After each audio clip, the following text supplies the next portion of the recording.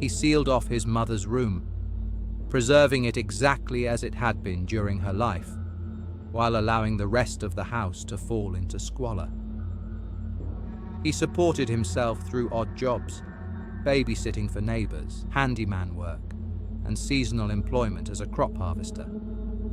What the people of Plainfield couldn't see was the terrible transformation occurring within Gein.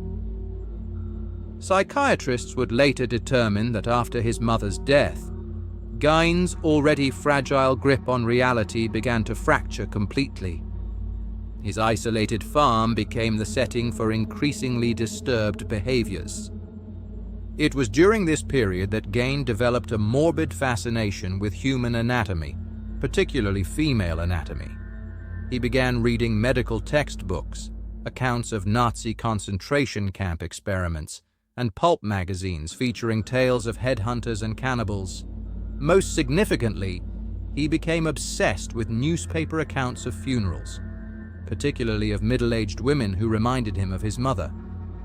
According to Harold Schechter's research, it was around 1947, 2 years after Augusta's death, that Gein began robbing graves.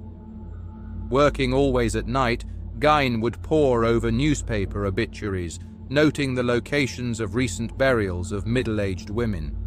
Armed with a lantern, shovel, and gunny sack, he would visit these graves, exhume the bodies, and transport selected parts back to his farm.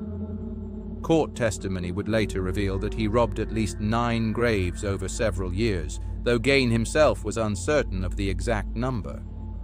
On the farm, Gein conducted his gruesome experiments, attempting to preserve body parts and create usable items from human skin and bones. He later told psychiatrists that he never had sexual relations with the corpses, claiming they smelled too bad. His explanation for the grave robbing was more disturbing. He was trying to create a woman suit so that he could become his mother by crawling into her skin.